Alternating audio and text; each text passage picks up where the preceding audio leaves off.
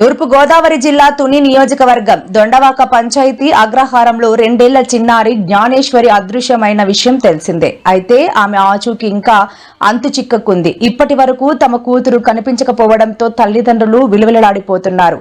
ఈ నేపథ్యంలో ఆ కుటుంబానికి ఏపీ ప్రభుత్వం అండగా నిలబడింది. ఈ మేరకు హోంమంత్రి అనిత ఆ కుటుంబాన్ని పరామర్శించారు.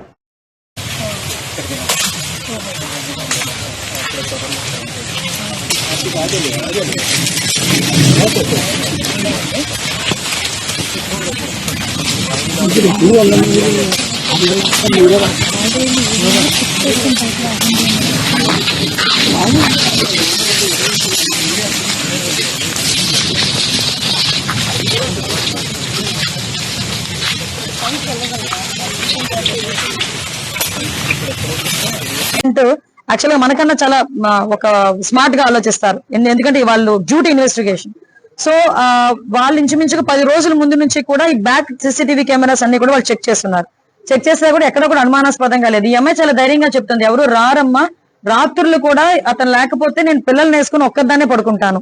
అయినా కూడా ఈ చుట్టుపక్కల గ్రామాల్లో ఉన్న ప్రతి ఇంటి దగ్గరికి వెళ్ళి ప్రతి ఇంటిని కూడా విచారించి ఈ రోజు తీసుకొచ్చిన సందర్భం కూడా చెప్తున్నాం.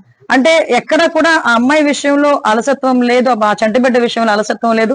గవర్నమెంట్ తీసుకోవాల్సిన అన్ని చర్యలు, అన్ని ఎంక్వైరీ పార్ట్స్, అన్ని ఇన్వెస్టిగేషన్ టూల్స్ అన్ని ఉపయోగిస్తున్నాం. సిడిఆర్లు తీసాము. ఆఖరికి ఈ అబ్బాయికి ఎవరైనా శత్రువులు ఉన్నారేమో అని అబ్బాయి ఫోన్ ని డిపార్ట్మెంట్ 2 days తన దగ్గర పెట్టుకుంది.